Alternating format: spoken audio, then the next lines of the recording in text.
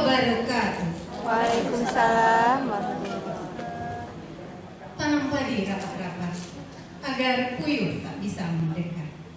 Jawab salam saya lebih bersemangat agar kita tetap sehat walafiat. Assalamualaikum warahmatullahi wabarakatuh. Waalaikumsalam warahmatullahi wabarakatuh.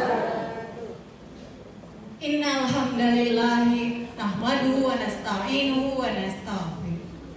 Wa na'udzu billahi min sururi anfusina wa min sayyiati a'malina. May yahdihillahu fala mudilla wa may yudlil fala hadiya. Asyhadu an la ilaha illallah wa asyhadu anna Muhammadan abduhu wa rasuluh. La nabiyya ba'da. Yang saya hormati Dewan Juri yang arif dan bijaksana. Yang saya hormati Ibu-ibu Dharma Wanita Persatuan Kementerian Agama se-Kalimantan Barat. Yang saya hormati hadirin dan hadirat yang berada dalam ruangan ini, yang tidak dapat saya sebutkan satu persatu pangkat dan jabatannya, yang dimuliakan oleh Allah Subhanahu wa Ta'ala. Hadirin yang berbahagia, adapun judul pidato saya adalah revitalisasi peran keluarga dalam pembentukan generasi anti korupsi. Perempuan memang memiliki peranan yang sangat penting dalam pendidikan generasi anti korupsi, terutama lewat pembinaan. Saya perempuan anti korupsi. Kenapa perempuan? Dan kenapa kedisiplinan dan kejujuran harus ditegakkan mulai dari institusi keluarga terlebih dahulu? Oleh karena itu, ada 3 peranan keluarga yang dapat membentuk generasi anti korupsi. Yang pertama adalah keluarga sebagai sekolah anti korupsi yang paling baik dan paling utama bagi anaknya. Karena keluarga adalah madrasatul ulama. Perempuan sudah bisa mulai mendidik anaknya ketika ia masih berada dalam rahim seorang ibu, supaya makanan yang halal dan baik sudah harus ia hadirkan. Karena mustahil, tidak mungkin akan lahir generasi-generasi yang disiplin dan jujur kalau makanan yang diperoleh berasal dari rezeki yang tidak halal. Makanan-makanan yang halal dan baik akan menyebabkan pertumbuhan dan amal yang baik. Bahkan salah satu terijabahnya doa seorang hamba adalah rezeki yang halal. Hadirin yang berbahagia, ada hal yang harus kita waspadai, terutama kita sebagai seorang ibu. Karena tanpa kita sadari, perlahan-lahan ternyata kita yang menciptakan agen koruptor itu di rumah kita sendiri. Kenapa saya katakan demikian? Contoh, kita sering menjanjikan anak memberikan dia uang jika ia bisa berlaku sopan kalau ada tamu. Kita juga sering menakut-nakutkan dia ada hantu atau apa jika ia tak bisa tidur tepat pada waktu ketika ia masih kecil.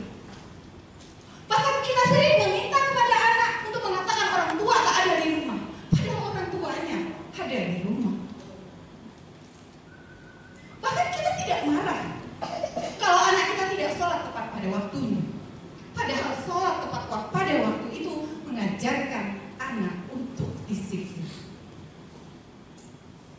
Ibu-ibu yang berbahagia, inilah yang saya sebut dengan revitalisasi keluarga.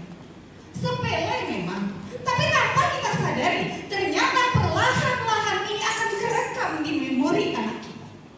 Dia akan beranggapan, oh ternyata berbohong itu boleh saja. Melakukan sesuatu untuk mendapatkan sesuatu tidak masalah, asal tujuan tercapai. Bu,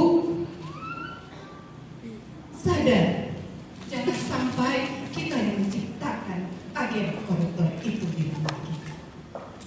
Oleh karena itu, stop bicara bohong.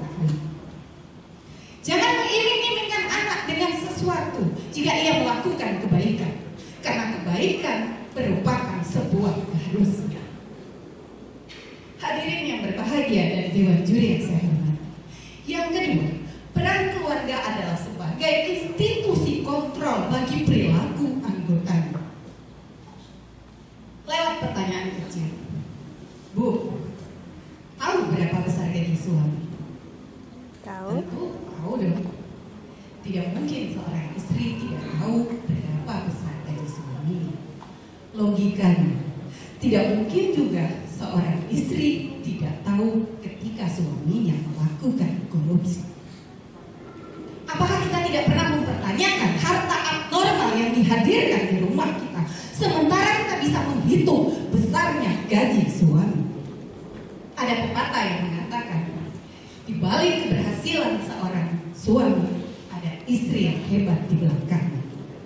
Saya jadi curiga, jangan-jangan di balik koruptor yang dilakukan oleh suami juga ada andil yang hebat seorang istri di belakang.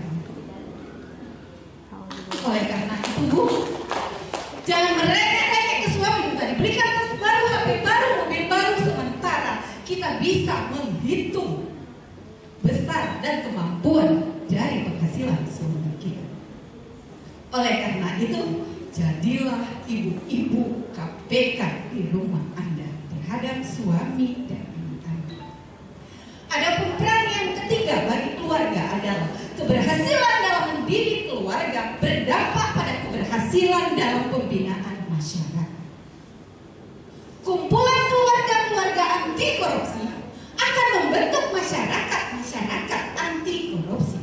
Dengan demikian, generasi-generasi anti korupsi akan hadir di negara yang kita cintai.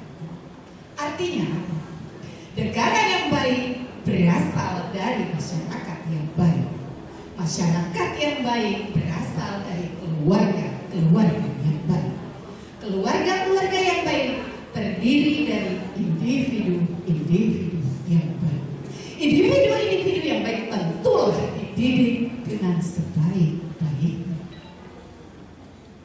Hadirin yang berbahagia, oleh karena itu, katakan pada pasangan Anda, rezeki yang halal yang kami butuhkan di rumah ini, kami siap hidup dalam kesederhanaan, tapi tetap dalam kemuliaan. Tapi kami tak siap hidup dalam kehinaan jika dilakukan dari hasil korupsi. Belum lagi dampak yang ditimbulkan kalau pasangan kita ketahuan korupsi. Yang pertama, hukuman penjara sedang menanti.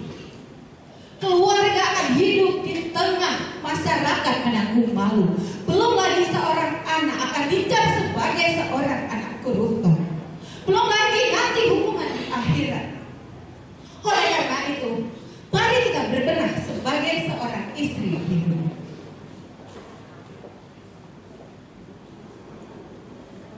Hadirin yang berbahagia, lewat pembinaan SPAK anti korupsi ini, kita sudah mulai bisa berjanji. Hanya ini yang dapat saya sampaikan. Yang benar telah datang dari Allah, yang salah telah datang dari saya sendiri. Salam SPAK. Saya perempuan anti korupsi. Jika Anda sakit, segera minum obat. Jangan lupa banyak-banyak minum air. Jadilah wanita-wanita yang bermartabat, yang mendidik keluarga anti korupsi. Billahi taufiq wal hidayah. Assalamualaikum warahmatullahi wabarakatuh. Waalaikumsalam warahmatullahi wabarakatuh.